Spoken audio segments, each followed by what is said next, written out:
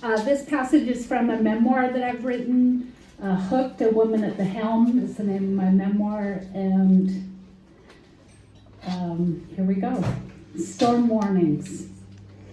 Chris missed the revised NOAA weather update while he was at the roller hauling gear. We all worked feverishly. We knew a gale was coming. Each hour the wind increased. Our black cod gear was lying across the bottom of the North Pacific Ocean floor, and we were winding it back aboard as fast as possible. The edge where black cod lived was a dark, deep zone before the ocean's depth dropped off into the deep water abyss, thousands of fathoms deep. A place so inhospitable to humans that the only thing keeping a fisherman alive was the seaworthiness of his vessel. It was early April. On the Pacific Ocean, the possibility of severe weather was understood. We worked straight through on the last day to finish our 8-day trip, hauling nonstop, all 3 strings of gear on board the All-Star. Walter, Michael, and I stayed in the checker, knee-deep in black cod. In marine weather forecasts, classifications mean specific severity. A gale called for winds to 40 to 45 miles per hour, seas 13 to 20 feet. A storm warning was much more severe, winds to 75 miles per hour, seas 30 feet or more. The Beaufort scale rated a storm force 10 or 11. It compared storm warnings at sea to a storm on land that could uproot trees.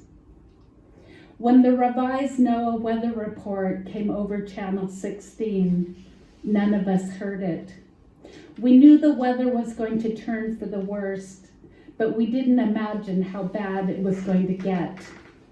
If Chris had heard the updated forecast of storm warnings, he might have decided to leave the gear out. We could have picked it up a few days later. We might have headed for shore. Instead, we kept working, hauling gear, heading fish, and stowing bundles of ground line as they came aboard, a fish on nearly every hook.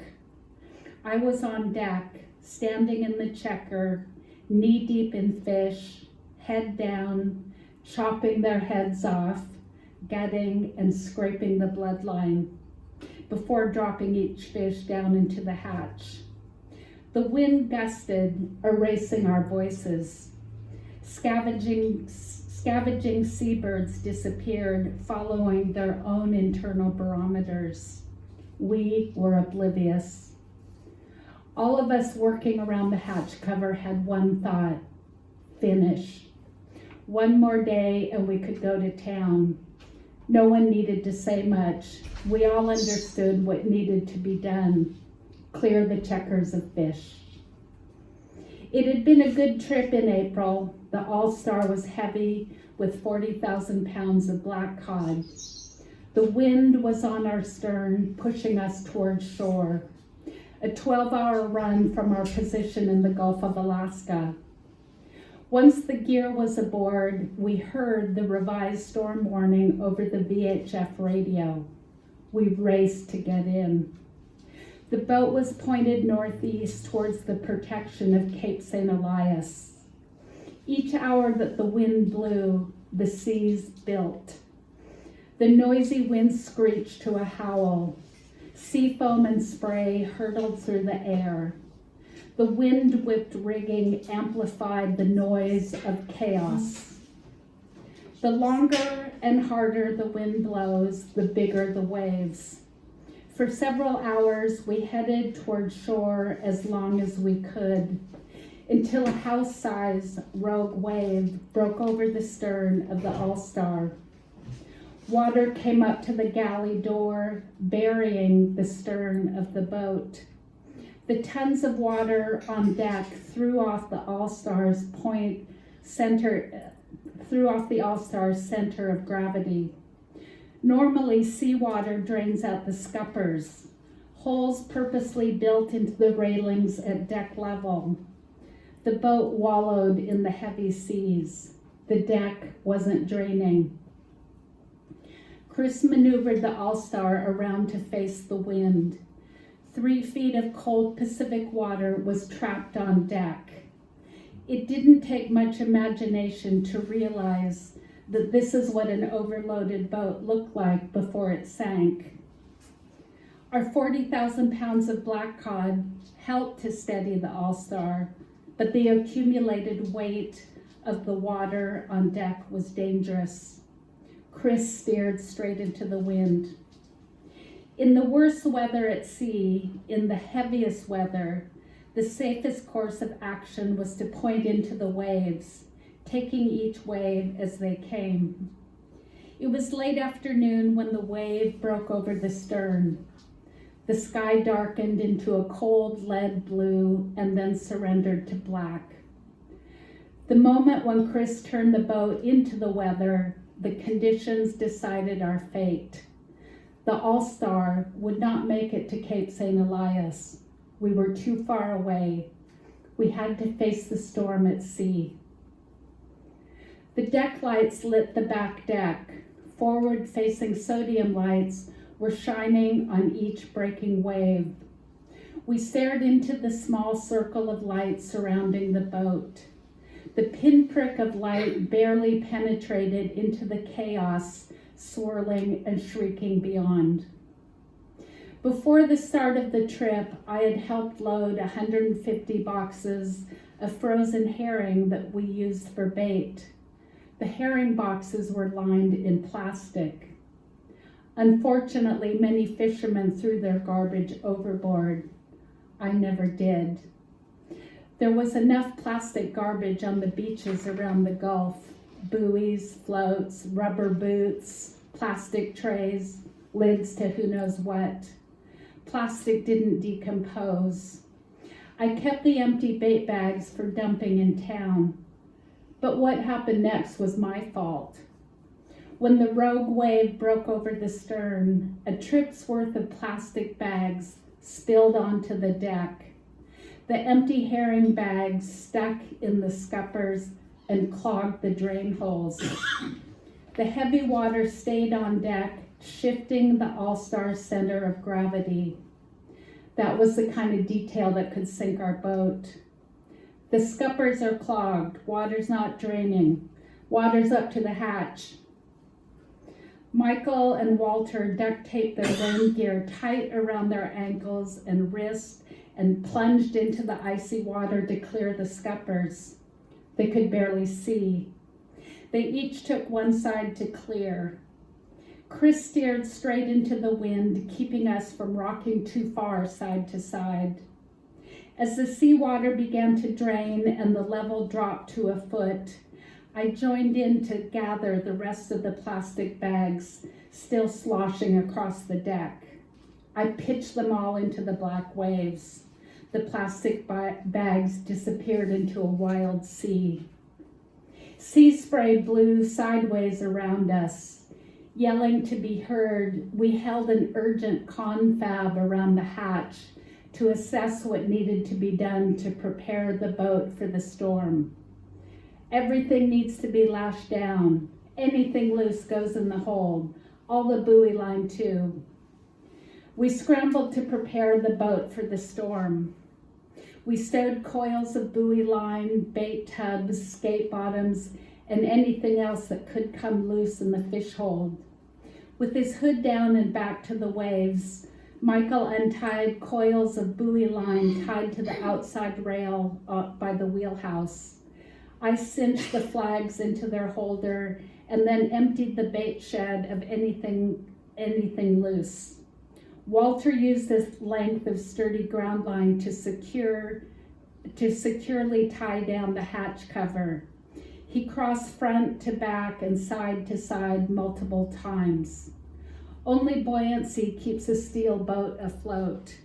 If any opening, especially the hatch, were compromised, a steel boat could quickly become a sinking steel coffin. Once the entire deck was decluttered and latched tight, Michael climbed up to the top of the wheelhouse to throw down our survival suits for quick access, just in case. That's a sure sign it's serious. The bright orange bags of survival suits were stacked around the galley table, an ominous precaution. I never considered I'd be in a situation where getting in a survival suit and jumping into a raging ocean was even a possible scenario. I knew that physical reaction. My mouth went dry and my hands shook. Chris announced, "We're going to jog into the storm, 2-hour watches." Incredibly, he lay down to sleep. I didn't know what to think. I had to convince myself to stay calm. He was exhausted after working on deck for 18 hours. We all were. Unlike me, Chris didn't appear to be afraid. As a lifelong fisherman, he'd seen everything. He trusted his well-built offshore boat to handle the weather. In his words, all we could do is ride it out and jog into it. The All-Star was designed as an offshore tuna boat to handle weather like a storm at sea. Laying down was the last thing I was going to do. I wasn't going to retreat into my bunk in the forecastle where its steel door could trap me in the bow. Chris wasn't the type of skipper to look at me in the eye and say, "We'll be okay." I wish he would have. I was terrified. I reached for courage to convince myself that the All-Star was a good boat. It could handle the storm even if I couldn't. Everyone, except Chris, was on high alert. We crowded into the wheelhouse and listened to conversations over the VHF, ready to deal with whatever might happen. I stayed in the wheelhouse hour after hour.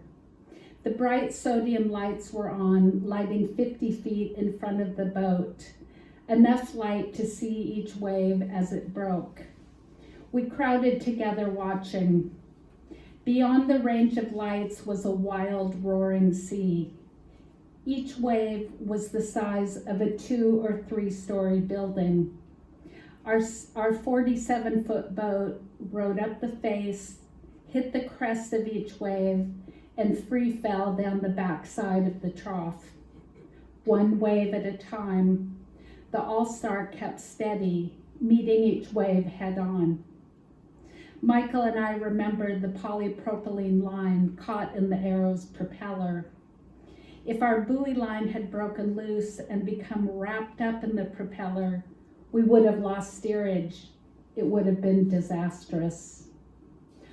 All the what-ifs vanished by the actual dramas unfolding on the radio.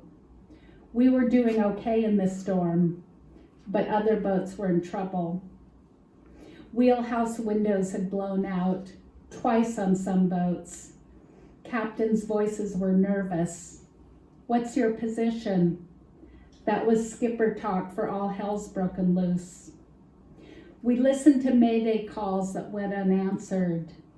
Fishermen were on their own in the storm.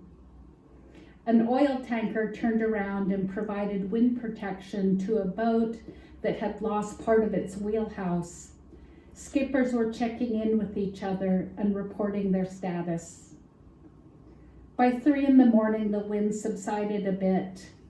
I relaxed enough to sleep for a few hours on the galley bench, using my survival suit as a pillow. By morning, Chris was at the helm again. We resumed our course headed towards Cordova. The seas were still rough, but it was daylight. The barometer had risen, and the All-Star cut steadily through the big seas. Behind Pinnacle Rock at Cape St. Elias, the sea finally subsided.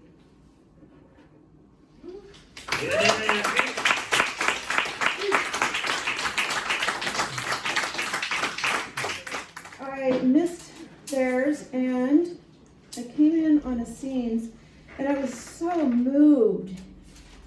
And this morning I journal every morning, and I was so moved. I didn't know one could emote quite like that about a prayer. So this morning I wrote freely for one of the first times in, I don't even remember how long. Somehow I keep my prayers like staid and mature and reasonable, and I didn't this morning, so I thought I'd read it to you. The wind is rattling our gutters like it does, and we can barely open the door without tugging with the weight of our bodies to close it. Last night, 4 of us went to Danny's poet gig, and I was so pleasantly surprised and so moved by Assine's works, fervent, demanding prayers to the God she knows. It inspired me. So here's my prayer. What if I wadded up my prayers like that and threw them right at your face? Okay, your heart, out of respect, I guess. I yell, and now you know my... I can't read it. I yell, and now you know my burning anger that I'm not up there with you, where we all came from, where we belong. I'll chase down your near-death knowers and scare my demands into answers from mouths that speak audible words, not cryptic Hebrew BS from old thinking types with cigars. And work up a sweaty demand and shaking fists and finding agreement among poets who understand, but do they really? Don't they drink and shop and screen it away? Like everyone? Who will save us from this cycle of sin and death? Thanks be to God, but only if I can wrench the pain to the side for one selfless moment of relief. Where were you when I hung the stars, Winnie? I was waiting for you to finish.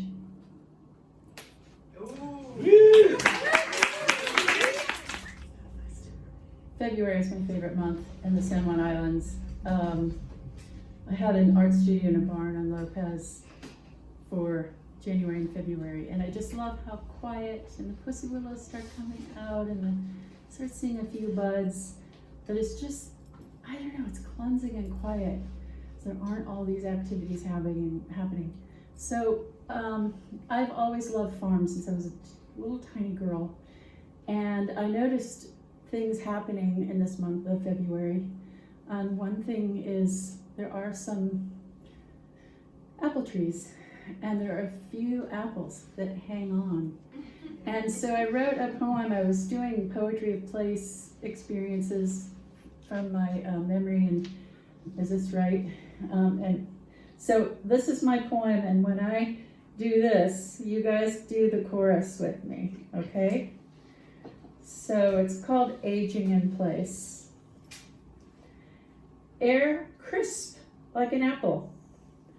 Field taffy of winter, walk through damp, ruddy, I'm gonna flip this so I can see it better because it's bigger.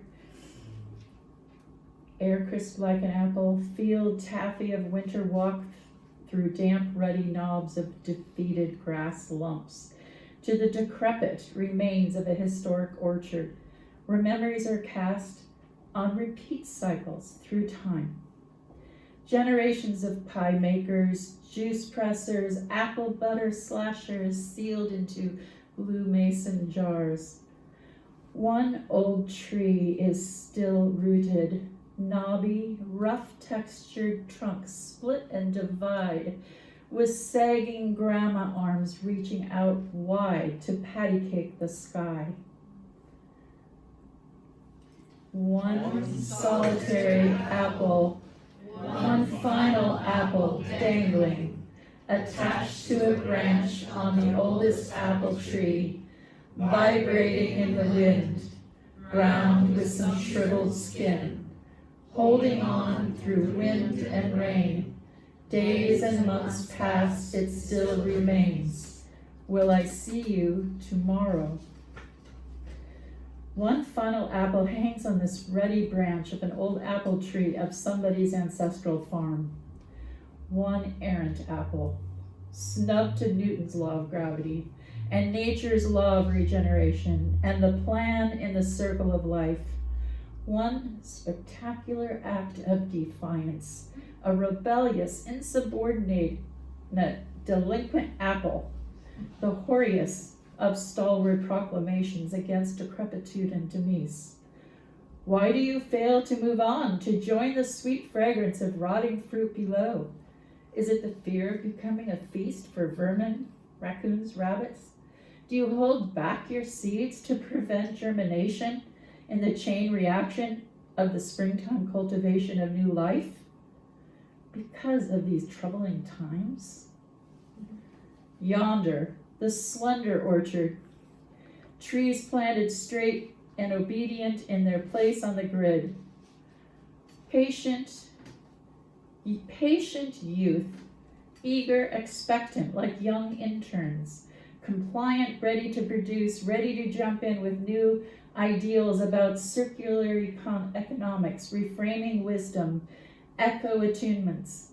Still, DNA programmed, supported to stand in place with padded slings, waiting for their day to bloom and bond with bees, tucked in with a blanket of straw against hard frosts of winter. Tiny, hard buds on the tips of branches, formed but lie dormant, waiting for heat to relax them into bloom, with sun and then pollinators. Heady purpose past, as they grow through years to become the new old orchard.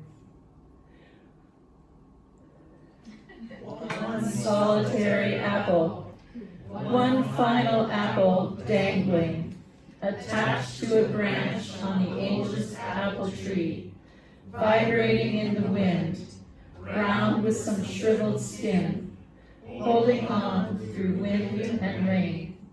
Days and months pass, it still remains. Will I see you tomorrow?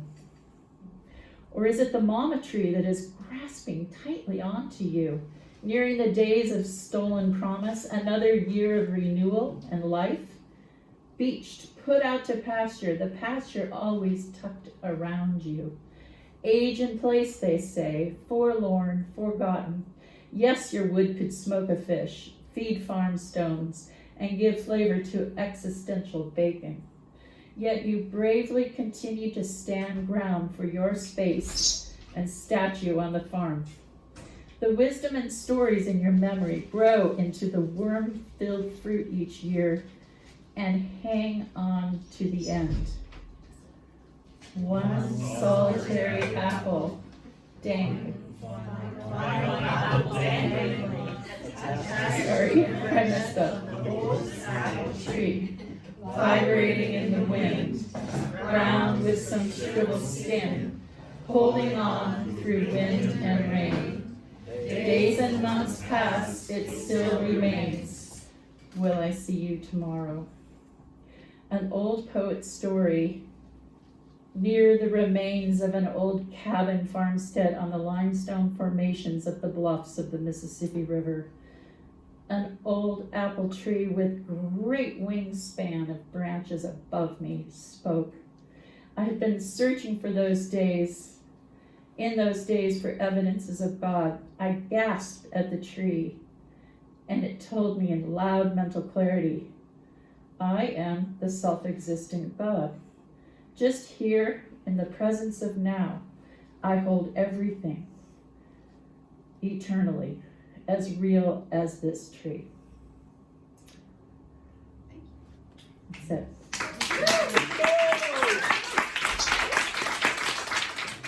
I took up mounted archery a few months into the fall of 2020 during the pandemic. It helped me connect my inward focus to the outside world. I center myself in the saddle, my mind, and in my body, ensuring my feet are weighted equally in my stirrups, my thighs signaling to my horse to stay in the center of the track. And with a tight squeeze from my calves, I indicate when to pick up the canter. My seat communicates how fast I want my horse to go. I rise in my stirrups so that I stand in a 2-point position above my saddle and keep everything from my waist down still and balanced as I face the target. On the first canter stride, I knock my arrow into my bowstring. The second stride, I aim my bow by pointing my fist at the target. The third stride, I draw my string back with my thumb, and on the fourth, I release the arrow and follow it with my fist until it hits the target, hopefully. And by the next stride, I knock my next arrow and turn almost 90 degrees to hit my back shot. I shift most of my weight into my right stirrup. Knock, aim, pull my bowstring, and release. The mantra that runs through my mind on the track is breathe, knock, aim, pull, and release. Breathe, knock, aim, pull, and release. It mimics my life. I work as a medic. I show up on a call and remind myself to take a deep breath as I gather my gear. I move towards my patient, like knocking my arrow, and quickly figure out what's wrong by taking aim, and without overthinking it, I fire away. I had this crazy dream. I've never followed the royals or even been interested in their family, but on September 9th, 2022, I had a dream that felt as real as standing here in front of you. I was riding my horse Lyric, practicing mounted archery, when Queen Elizabeth showed up. I didn't know yet that she'd died the day before. She asked me if I could show her how mounted archery worked. We did a few ground drills before she asked me to trade hats, her crown for my helmet. And then at 96 years old, she winked at me and whispered, "I haven't done this for a while, but no one else is around, so it'll be all right." She grabbed a handful of mane and swung up into the saddle like she was 16 years old. I showed her the basics, and after she warmed up, she shot several rounds. Every arrow hit the bullseye. When she was done, she came trotting back to me and said, "I was never this good when I was alive. You can't miss when you're dead. You've got this to look forward to." We sat on the hillside and ate ginger scones and drank the Earl Grey tea I had tucked away in my car. Lyric walked over and rested his chin on her shoulder and tried to share her scone. She kissed him on the soft part of his muzzle and then said, "Oh my, I have to go," and vaporized in front of me. I woke up and wrote the dream down. And then, as I had coffee, I scrolled through Facebook. I saw this photograph announcing the Queen was dead. Her horse could be a doppelganger for Lyric. And I have a photo. He looks exactly like my horse, who is here. I've thought about that interaction often. You can't miss when you're dead. I guess we've all got that to look forward to. Speaking of the seasons and budding branches, I wrote this like a week or two ago when we had that like warm snap. You guys remember warmth?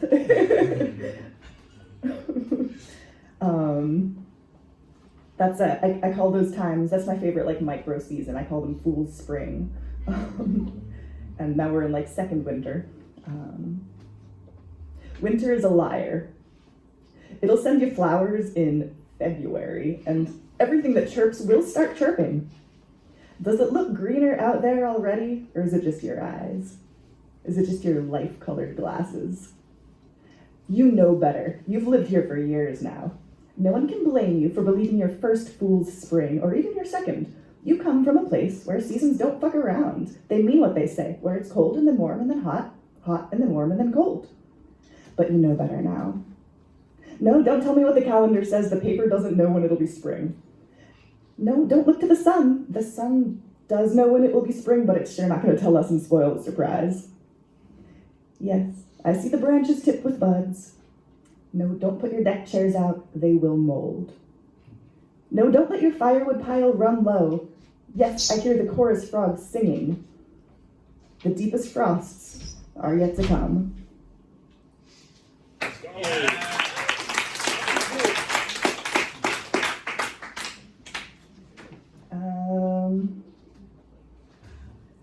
I was on a road trip recently, so that's my entire personality now for the next, 6 months.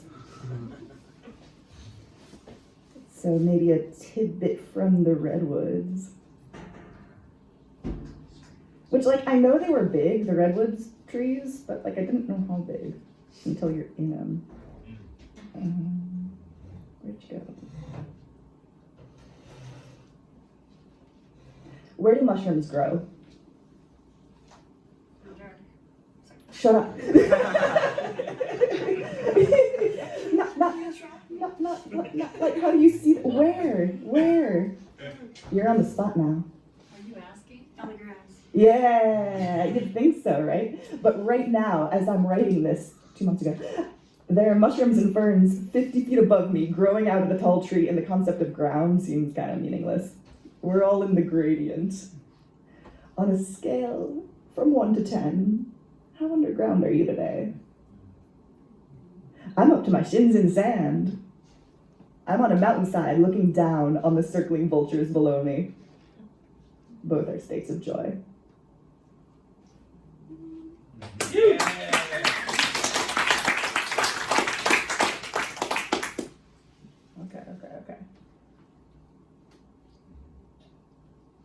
Picture me driving for my 10th hour straight, and it's night, and my phone is in my cup holder, and I'm just every 10 minutes I'm I press record and I rant at it, and then I stop it, and I'm fine. And then I press record again and I rant again. I'm gonna try to reenact that for you. Is it extra thrilling to you too when the stars fall upwards? Of course, stars don't have an upwards, and falling stars aren't really stars, and seeing them shoot from what to me is the horizon towards what to me is the sky shouldn't be a shock, but still, something frizzles electric in my gut, a visceral reminder that perspective is everything, and mine is just one of the infinite possible places on Earth I could be standing, and Earth is just one of the infinite possible places in the universe I could be watching the show from. I'm constellation watching. I've been Orion-oriented lately. I'm driving towards him right now as he chases my sisters across the sky. I think I've seen him outside my window as I'm falling asleep in each of the dozen places I've slept this month. Really, it's just that he's very recognizable. He's one of the few I know. Orion and I go way back. My science teacher pointed him out once at a stargazing session over snacks at her house, which is the kind of thing I think 7th grade teachers aren't really allowed to do anymore. His broad shoulders, his belt, the sword, and we middle schoolers giggled. Yeah, sure, that's a sword. Dangling down between his legs. Totally a sword. Our cleverness thrilled us. Today I realized that was probably one of the least original thoughts in the history of thoughts. The ancient Greeks were absolutely snickering about Orion's giant sword, and today it's our lack of originality that thrills me. When the stars stand still, they make connect the dots pictograms. When the stars shoot, they draw dashes across the canvas. It doesn't mean anything. I'm driving through Texas at night, and there are vast, vast fields of blinking red lights. It's impressive and eerie, and it takes me a while to recognize that they're wind farms, with a light atop each invisible in the dark windmill, each of those one-legged beasts. I'm briefly a Taurus, and the red makes me I'm briefly a fantastical old man, and I want to lower my lens and tilt at those things so badly, but then they blink in unison, stretching out infinitely to either side of me, a man-made lower level to the sky, blinking yellow-white above, except that there are sometimes a few that blink out of rhythm. Too fast or too slow. Something frizzles in my gut. Why are they different? Are they on a separate timer? Are they broken? Are they special? Is it a coded message programmed in by the beings that live in the tunnels beneath the fields? Yes! Is it warning me away? Is it drawing me a map to find them? Do they need help? Can they help me? I want to record each location of each off-tempo light and connect the dots and analyze the shapes and divide their frequencies by their latitudes and apply the golden ratio in there somewhere. I'm gonna decode this thing. I've always wanted to learn Morse code. I've always wanted to learn the constellations. These used to be two separate desires, but I think they're the same one now. Stars are dots at rest and dashes when falling, and that certainly doesn't mean anything, but I'm gonna figure out what it means anyway. Maybe the lights only look like they're blinking differently because, I don't know, the Doppler, no, that's not what the Doppler effect is. Redshift, no, that's not what that means. But maybe it's something about movement, something about perspective. It's always about perspective and movement. Why am I always the one trying to see things from your perspective when we're both right? Why are you always the one moving away from me when we both have legs? Oh!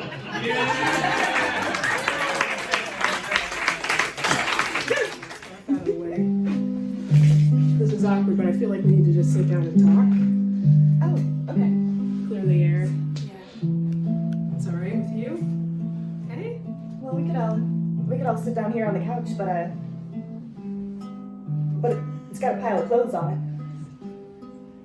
You haven't put your laundry away. Okay. That's the least of our problems because you glued my passport to the chair. Okay.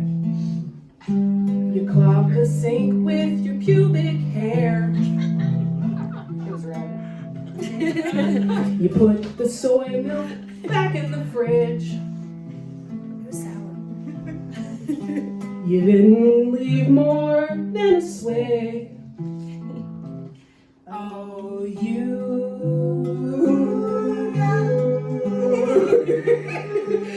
got a lot of nerve. Let's try it again. Oh, you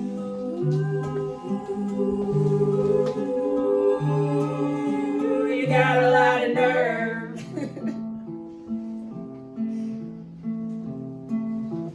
Coming around here.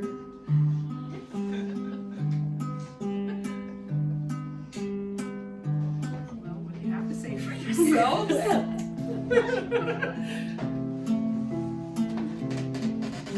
You wore my shoes to the soccer game. Those Crocs will never be the same. You were gonna get rid of them anyway. Smell. I gotta get this off my chest. Oh. You never accepted my Venmo request. It's $50. Come on. Yeah. You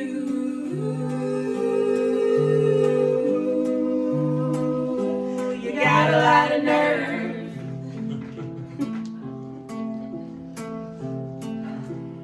Oh, you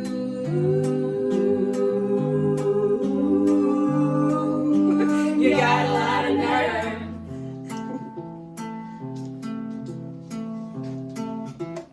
Coming around here.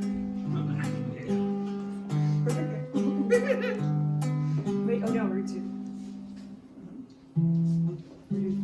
Could you please move your tarot cards? And all your projects in the yard. Rusty. And if I could make just one wish, What would be it? Natalie, could you do one goddamn dish? Just one. Jesus. Oh, you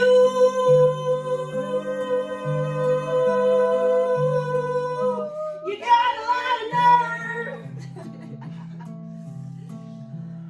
Especially you. Oh,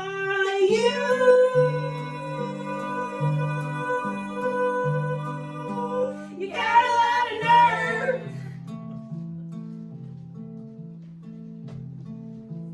Coming round here.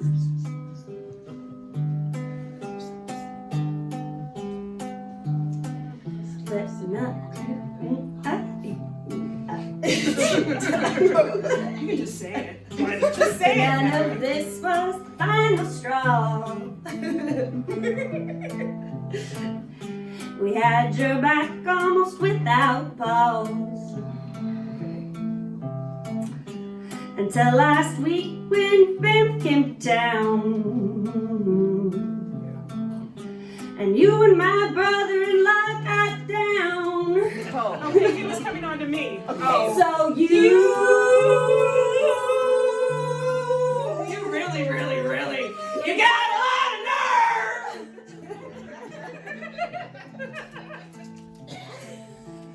Oh, you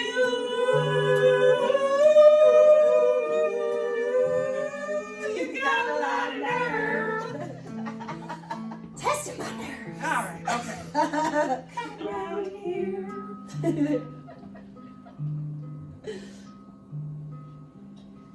Around here.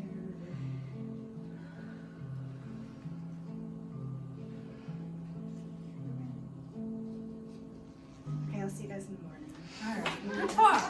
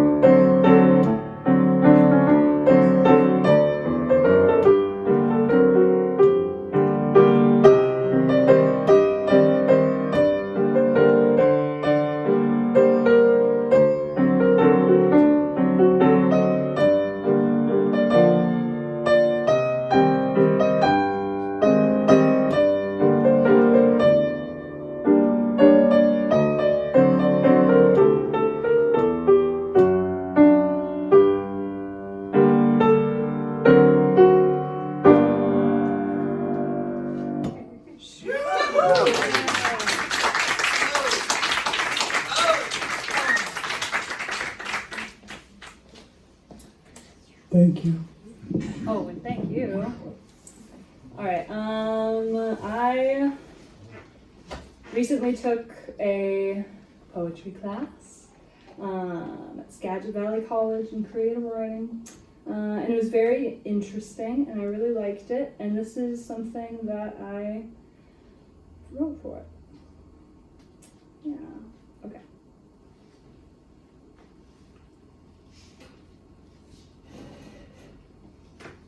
Here we go. This week's prompt was, or the week that I wrote for it was about intrusive thoughts.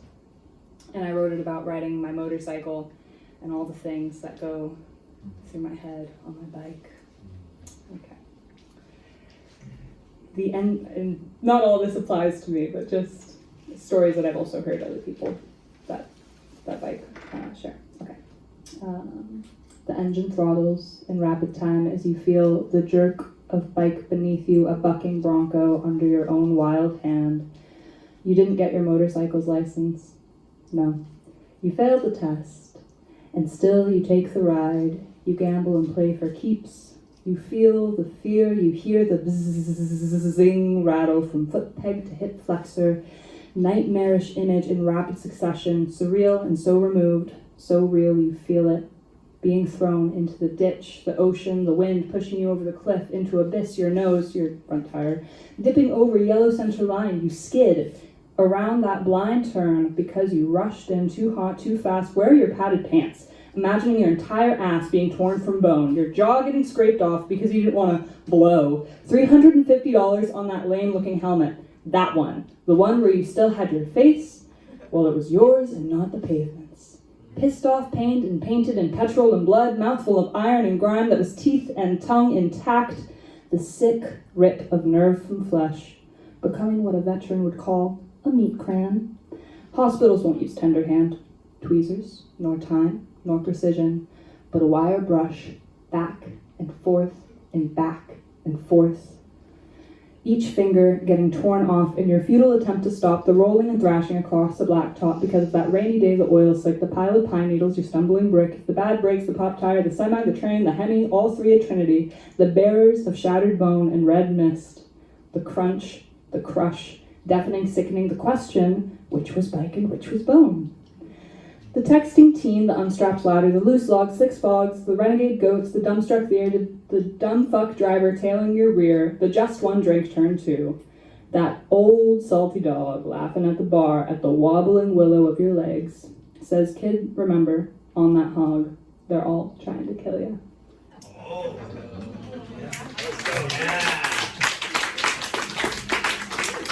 Thank you. How do we feel about like lowbrow humor? Yeah? No one will be offended if I talk about chocolate nightmares. Okay. Okay, so I had written a lot of serious poems for this class, and I wanted to kind of throw my teacher for a loop, so I wrote this one, and it is called Chocolate Nightmare. Savory titter-tatter, soaked in bitter batter, baked upon saffron smatter, served upon plitter-platter. Though it 'twas quite yummy, it gurgled my tummy, and from out my bummy shot the shitter matter. It went splitter-splatter till the porcelain shattered, across the floor it scattered in a sickening clatter. What a chocolate scene, sent a curdled spleen, cried in small latrine, curse that rich cuisine.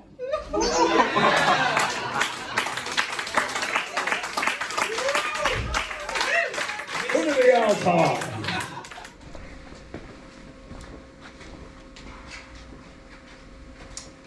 J. Aikwan Stiechel.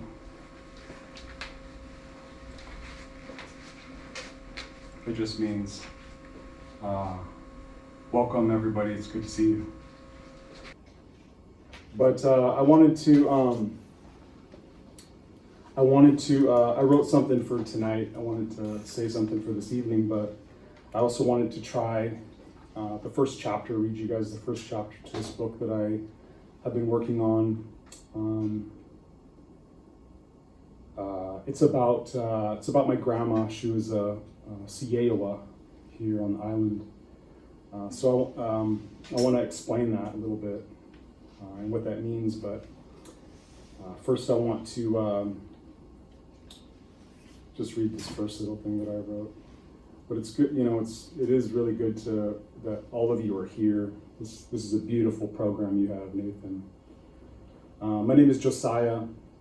I'm from the Jacinsit family. We're Wasanich. And that means that Wasanich, the word itself, it means emerging people or emerging land. And I come from those people. I also carry the lineage of the great Quiwi. It's located in the Pyramid Lake Wai'itu of the Great Basin in Nevada. And I want to share this. They drew a line through the water like salt was a suggestion. Like tide clocks in at customs. Like ancestors need passports. They never called my family to the table. Never knocked on the cedar door. Never asked the reef net hands what the current thought. They negotiated empires over tea and gunpowder, while our canoes were still warm from pulling silver out of the strait. No consultation, just ink. Just empire handwriting itself into our horizon. But listen, borders don't erase memory. They just test it. I'm from a place where the moon pulls harder than Parliament. Where the current doesn't respect your jurisdiction. Where the reef net was engineered before Europe learned to pronounce Pacific. We predate your doctrine. outlive your deadline. Saltwater spine, we align with the coastline. No dotted line defines mine. No empire headline confines time. You built a boundary, we built the civilization. And if you never consulted the family when you cut the sea in half, don't act surprised when the sea answers back through us. Stall quick doesn't need your approval. It needs your acknowledgement. And the tide is undefeated. That's good.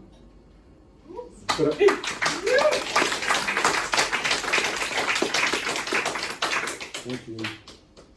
So I'm working on this book too. It's about my grandma. Took a long time to even come to terms with what I should even share, what I had permission to share. It took a long time actually just to figure that out. So I had it all, what I wanted to say, and luckily I shouldn't have been afraid. I shouldn't have held back from the beginning because they were just waiting for me for someone to say something, really. So I'm going to tell you. Actually, I'm just going to read from. It's just chapter 1. There's a beginning, but this is just chapter 1. It's called. There's a working title, but this is just chapter 1. The Wind Knows Her Name is what it's called, and this one came through from inspiration from something that was passed down to me. It's literally a stone. It was carved out in a certain way. It was carved out with a round, another stone. So, but it was used for fishing, but we used it for something different. So, it's from the perspective of the stone, or we call it tlalikin. So this is called "The Wind Knows Her Name," the chapter here. I have waited. Long before your feet touched this ground, before her name was etched in stone, I was shaped by hands who knew how to listen. I was pulled from riverbed and mountain by your ancestors, when the sea still followed rules spoken by cedar and moonlight. I am not only stone, I am memory. I am law. I am blood that does not bleed. You, child of my child's child, cradle me in trembling hands. You do not yet know what I carry, but I know you. I have known all of you. She is the first to bind me in cedar and willow, not Zequat, but one of her mothers, 500 winters ago, when the water taught the people how to fish with nets that danced like wings. They sang over me before each cast. They blessed me with smoke. I sang into the sea not as weight, but as offering anchoring lines spun from the willow and prayers. And I watched, and I waited. The sea gave fish, the land gave children, the people gave thanks. Then came the war they did not call a war. Then came the papers. Then came the men with soft mouths and hard hands, measuring ownership in ink, not in spirit. Still I was kept, hidden, guarded. Zequat knew who I was. She held me like an infant the night her first child crowned into this world, in that longhouse of bark and smoke. She placed me beside the door and sang to me while the blood of birth warmed the dirt floor. She called me ancestor. She fed me words, not food. And when the missionaries came to strip her of her medicine, her language, her name, she buried me beneath her home. Even when the government eased or erased the nets and the water turned quiet, she whispered, "You remember. Even if they forget, you remember." So I did. When she passed me to your grandmother, it was not ceremony. It was continuity. Her hands warm from birth and burial, wrapped me in old cloth and said, "This weight is your breath now. It will steady you when the winds try to take what is yours." Your grandmother carried me across years of forgetting. She kept me through the years when speaking the old words was punishable. She held me in silence but never let go. I remember the warmth of her palm. I remember the loneliness of drawers and dark corners. I remember the day she passed me in your hands. You did not yet understand, but your blood did. Now here you stand on her land, on my land, on your land. The headstone before you says Mary French, but I know her name, the one carved in breath and story, not granite. Ziquat. You remember it now. You whisper it now, and the cedars bend slightly in approval. I feel your hands grow still. I feel your heartbeat slow. You press me in your chest, and I press back. I'm older than borders. I'm proof of what they tried to bury. I'm the evidence of inheritance. They outlawed the nets, but not me. They outlawed the language, but not the memory. They outlawed the rights, but not the blood. The sea still knows, and now you do too. Tonight when you sleep by the fire, I will speak to you in dreams. I will show you the births I have witnessed, the deaths I have waited, the ceremonies I have steadied. I will show you her hands, Ziquat's voice, the long braid that smelled of ocean wind and sweat from healing the sick. The moment she kissed her son Carney on the forehead and told him, "They will try to make you forget, but you must carry the silence until someone remembers." You are the one who remembers. And now you must tell them. Tell them who she was. Tell them who we were. Tell them we're not gone. Tell them that we waited, that we still wait. I am not just stone. I am the weight of water, the weight of memory, the weight of women who refused to disappear.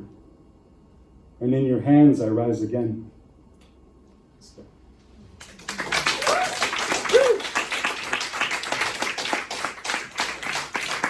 Thank you, Josiah. Soft hair on a black hole at the event horizon. Your low energy, a mass full to the brim in lockstep with excitations. How many times will you trip before you stop tangling with someone who hasn't taken dance lessons? Quantum quandaries store goosebumps for the restless. Seemingly lifeless links of matter fall rested. A string dance from left lobe to right, light strobing behind the bookcase, stacked and scattered, time folds unto us with pages of reclamations and declarations and proclamations that we know. Yet here we scatter to time dust. Cilia dancing across our skin, spidey dances weaving themselves among the assumptions of our senses. There's a woman in waiting, not for lust, but for her name to be written on that paper too. Because if physics is about predicting the future given the now, then maybe the poesis of the clitoris is the ballad of one side of history to the next. Who's to say that the rules for the macrocosm must align with the microcosm? Should a slap to the face resonate like my molecules dance when faced with fear, when I hear the slightest sidestep towards my past? There's more uncertainty in black hole physics than in quantum mechanics. Yet here we spin in conjecture, unfolding the furthest senses of ourselves, pages written for decades that never got a chance to write. You store information in that black hole's initial state, and I do too. My meditation app, my headphones, plugged into the innermost intent of our interrelatedness. otherwise known as the internet. Hawking sat lifeless, reaching into the mass of the static realms of the firmament, concerned with bodies at rest, forces in equilibrium, the duality of envy and lust, yet then to recoil with disgust at one man's attempt to explain it all. Did Hawking's notions run through his veins in the same way that a woman knows and contracts without apparent explanation? Or the way that a woman can gestate a new being without doing the math?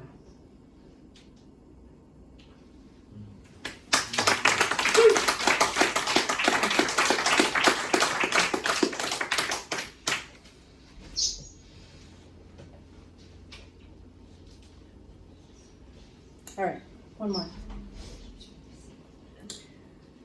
Notes for two bodies.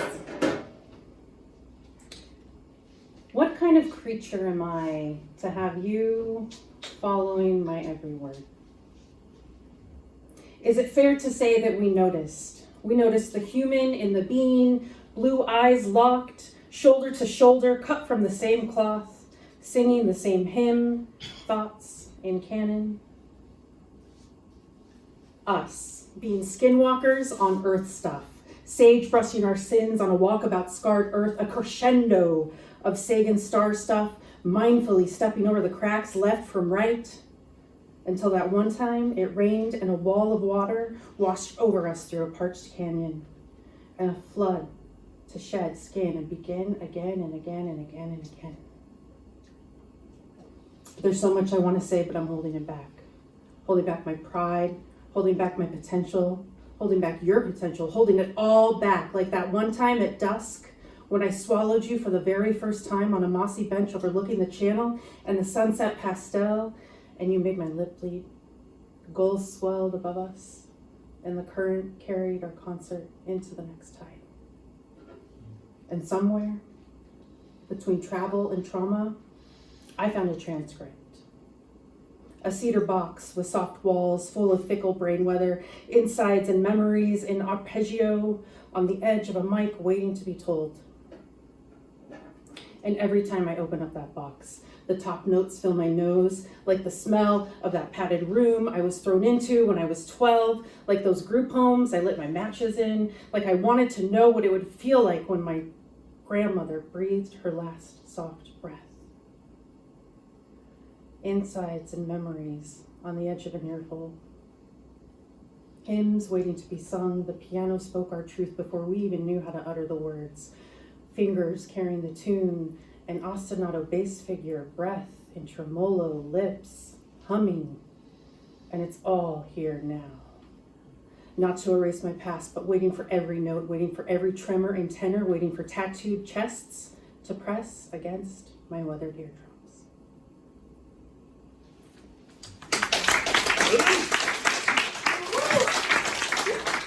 We sometimes think in secrets. October late, starting to darken. Sometimes grace is not thinking. Empty street, yellow light. Strange strangers, rearrangers. Blowing through everything. Hear of the no longer. Peering beyond fear. We sometimes think in secrets.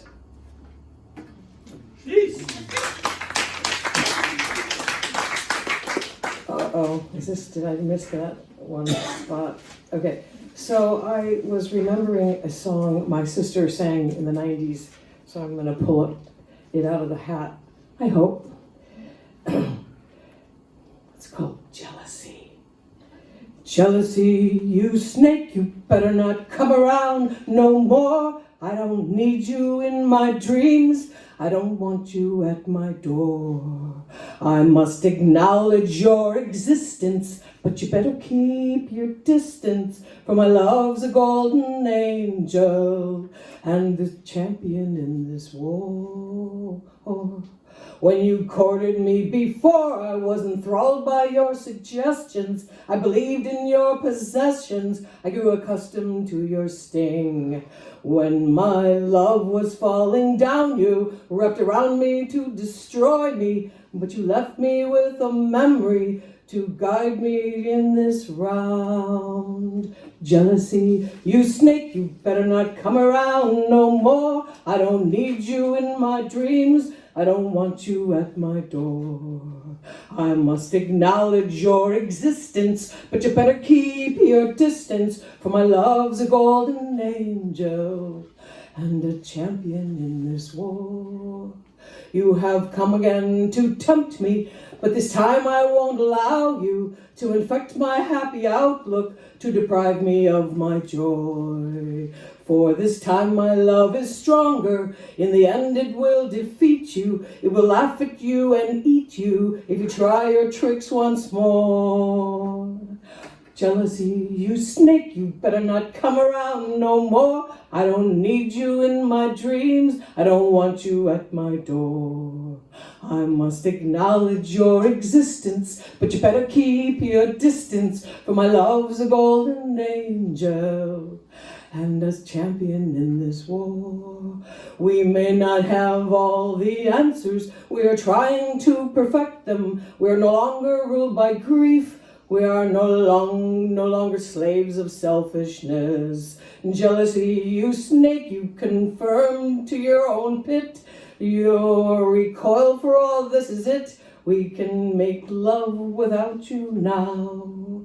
And jealousy, you snake, you better not come around no more. I don't need you in my dreams. I don't want you at my door. I must acknowledge your existence, but better keep your distance, for my love's a golden angel and a champion in this war. Jealousy, you snake, you better not come around no more, for my love's a golden angel and a champion in this war.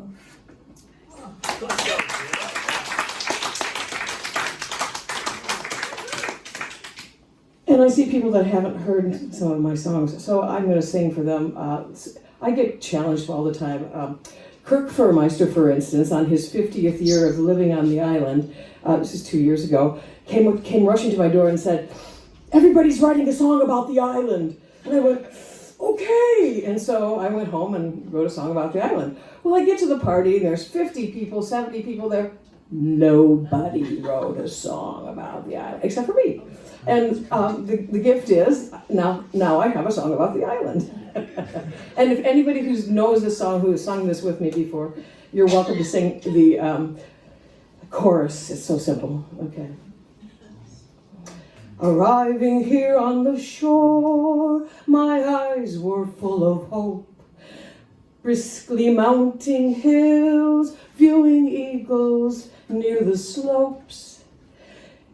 Circling in the air, humbled by the beauty here. I love this isle, I love this isle, I love this isle, I love this isle. People come and go, nothing stays the same. Forests I have known disappear into a name. My love of green and rain keeps me here and somewhat sane. I love this isle, I love this isle, I love this isle, I love this isle. Yet rock and rain and rock and earth and rain and sometimes even snow spark life beneath our feet. Through the cracks the trees will grow, and seeds in endless ground feed birds, sustaining them. I love this isle, I love this isle, I love this isle, I love this isle. The craggy shores we walk with friends and families, abundance of all life, waves crashing at our feet, and rocks and shells and birds with tides, the motion sweet. I love this isle, I love this isle, I love this isle, I love this isle. A distant place we live, protected by the sea. The islanders still give me everything I need. Complaints evaporate upon returning home. I love this isle, I love this isle, I love this isle, I love this isle. That's it.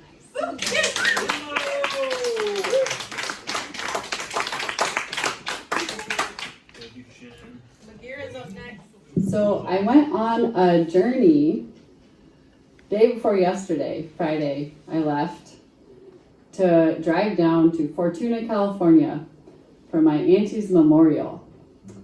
And I turned around and came back through a series of just deep misgivings.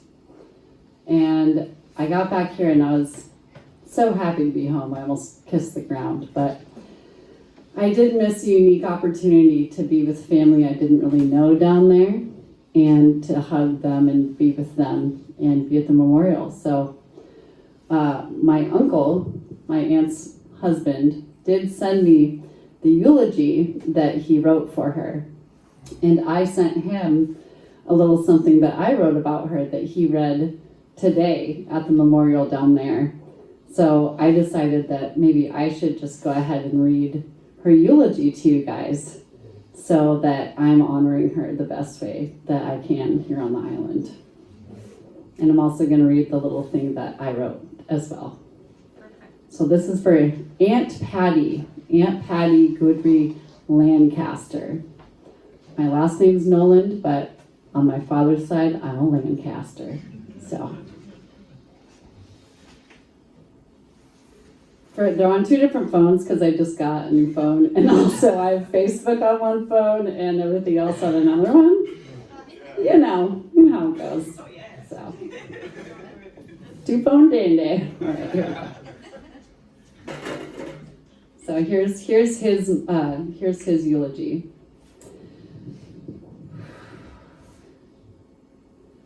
Patricia Marie Lancaster Goodry, the only daughter of Russell Parr Lancaster and Lois Marie Pritchard Lancaster, passed away peacefully and painlessly in my arms on February 4th at 8:45 in the morning. Patricia Marie Lancaster Goodry. For anyone that has known Patty, you know that she was passionate. She wore her emotions on her sleeve. I have never met anyone who laughed as much as Patty did. And when she was with her family, the laughter was nonstop. She probably laughed more than one day than I laugh in a year. She loved life. She loved her family. She loved adventure and loved change. Her garden was her pride and joy. Once family came to visit, and as they passed through the gate and entered our courtyard, their small boy said, "This place is an oasis." You should have seen how Patty's face lit up. However, her upbringing was brutal. She was abused, neglected, and abandoned. Fortunately, she had grandmother Betty, who it turns out actually was her great aunt who had raised Patty's mother Lois. She loved and adored Grandma Betty Edgar, who taught her how to love and cherish life with others. Betty was a bright spot in her youth, and Patty spoke lovingly of her often. Another bright side to her childhood were animals. Her family had a ranch-like property over on Kenmore Road here in Fortuna. They had every type of animal imaginable. The highlight of her life was a horse she was presented with one day. She rode the horse all over Fortuna and was so proud. You can also see a picture of Patty when she was 4 or so on a small pony. She found her escape in these animals, which developed into a lifelong love of animals. A month ago, we had 20 chickens, 2 cats, 4 dogs, a canary, fish tanks, and a turtle. Would have had a goat if I let her. Left on her own at 16 years, the tough times continued through her first several relationships, one of which had a bright side that it resulted in her wonderful daughter, Ryan. Then came a day she met a new man named Matthew. By the way, thanks for sitting with me, guys, through this. I know she just deserves to be read about tonight, so I'm just doing it. Thank you. Then came a day she met a new man named Matthew, who is different from the previous men in her life, a kinder, gentler man who is up to handling this wild pony of a gal. This marriage resulted in Gabriel, her beloved son, who sadly passed 6 years ago, which cracked her heart wide open and never completely mended. Between Ryan and Gabriel, she was presented with 4 grandchildren who became the center and joy of her life. Heaven, Dallas, Emmy, and Kane were her world these past 20 years that I was lucky to be a part of, thus sharing all the love that was showered upon them. Besides Ryan, Damon Tucker, her son-in-law, and her grandchildren, Patty has 1 remaining brother still with us, Glenn Robards. She also had her cherished niece, Megara Noland, and nephew, Zach Lancaster. She was preceded in death by her brothers, Michael, who's my dad, and Stephen Lancaster. Due to her disruptive childhood, she did not complete high school in her youth, but eventually finished it in Arkansas. About 20 years later, she went back to school and obtained a certificate in early childhood development, proudly earning a 4.0 GPA at the College of the Redwoods. Sadly, her health did not permit her to start on that career path as she cherished working with the little ones. Patty loved to travel and to camp and to go to new places. She loved to fish at her beloved Ruth Lake and South Jetty. She loved Humboldt County. As a matter of fact, her email was Humboldt Hippie Chick. I was blessed to come here to be with her to enjoy some of her favorite places, such as Fern Canyon, Moonstone Beach, and a special place in the Redwoods, the old Redwood Highway Bridge over Jordan Creek, just 10 minutes from our house. We were blessed to travel to Hawaii 3 times and also Costa Rica, Canada, and Mexico. We had just booked an Alaska cruise for this May, which sadly we will miss. We were also planning a trip to Spain and Morocco next year to view a total eclipse. I still hope to make that trip and bring her spirit with me there. What a crazy wild ride these past 20 plus years have been. We were both on our 3rd try at marriage, 3 strikes and we would have been out. For the first time in my life, I felt what love and companionship was all about. After many years of loneliness, I have never been lonely again. Even now, as her spirit and love still fills me, I do not feel lonely. I know that she can never be replaced, and I don't want her to be. There's only one Patty. She'll never be forgotten. So thanks. That was the eulogy to Aunt Patty. And it was a little long. Thanks for being here for it. It's like a surprise memorial. Thank you guys. Surprise! And then also, I wanted to read the shorter thing that I wrote because it was from my heart.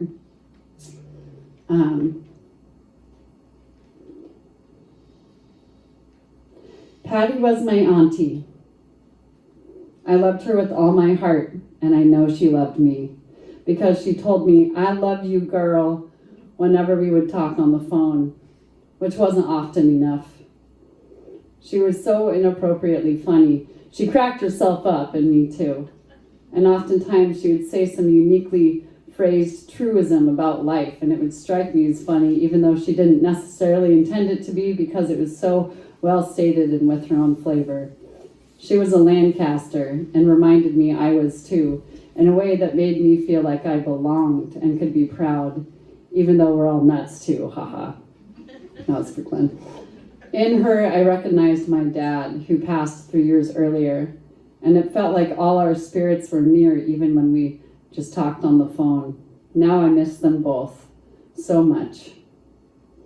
I wish I could be here with you all at the memorial and hug you and cry with you, as well as celebrate properly in our tie-dye. She had a tie-dye theme for her memorial. Aunt Patty was one hell of a gal, And I just know she's up there laughing it up with my dad and Gabe too, where the sunsets are always beautiful and the fish are always bright and jumping. That at least is nice to know. To Patty, says to her herself. Auntie Patty, I will never ever forget you, and it kills me I didn't get down to California, not even for your memorial. I'm sorry I couldn't even show up. There's a hole in my heart now, but I know it's not the only time I can see our family, and not the only way I can say goodbye to you. Still, it's hard knowing so many people who love you are gathered around and I don't get to be there in person to hear all the stories and share the love and laughter you've inspired in so many. I'm sorry I'm not there, but I know ultimately you get it. Please kiss and hug my dad and Gabe for me. Love you to the moon and back. Peace out, Auntie. Peace, love, and turtle doves. See you someday on the other side when I get there. Thanks, guys.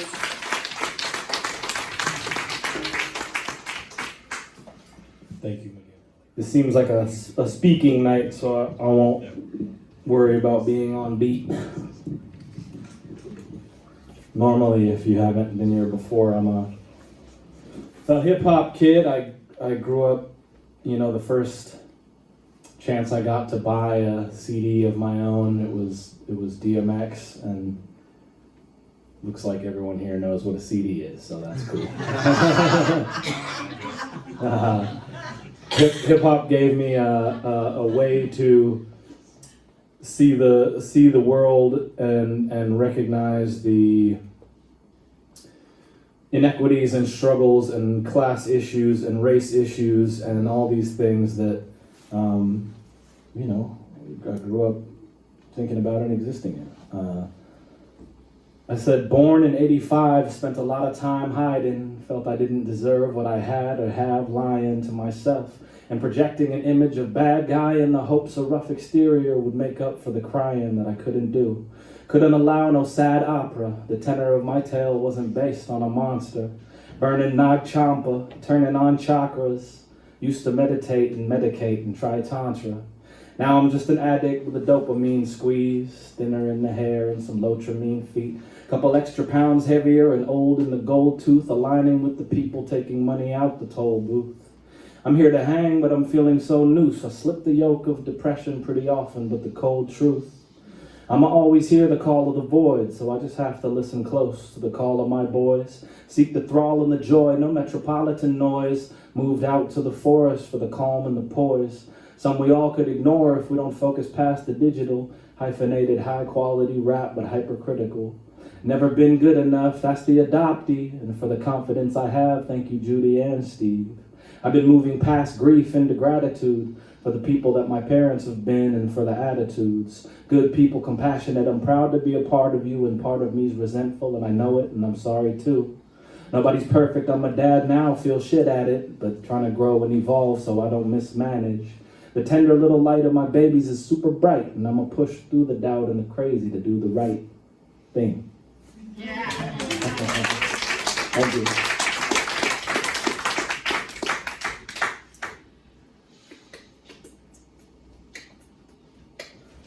This one I wrote about hip-hop the other day.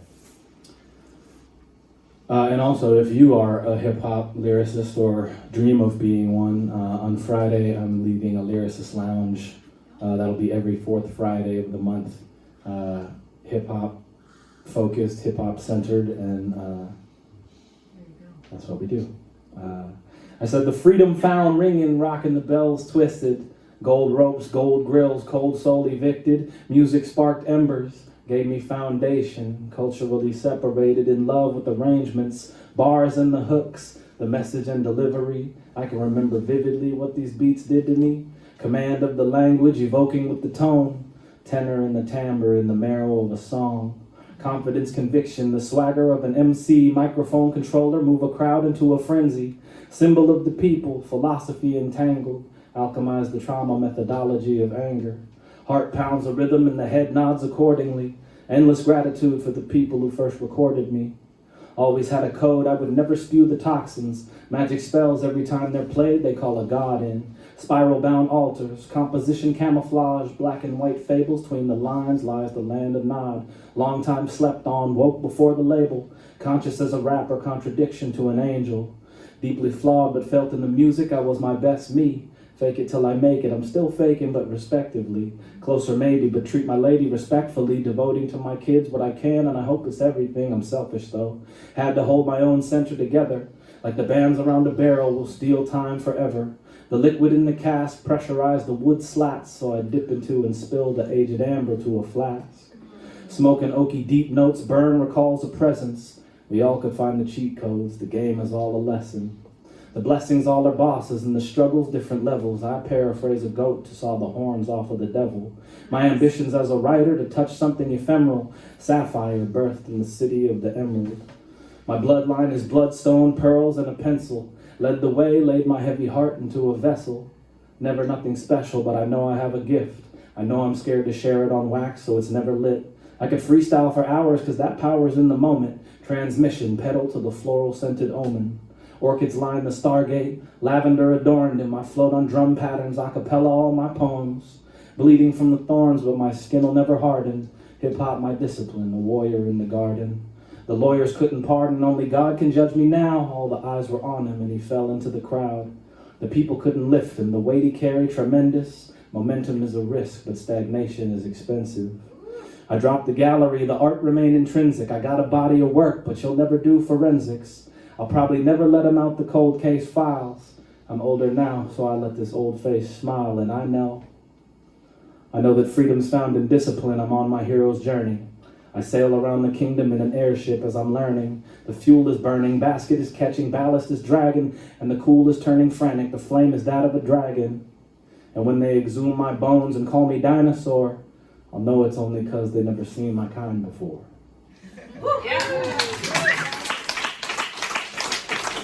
Thank you.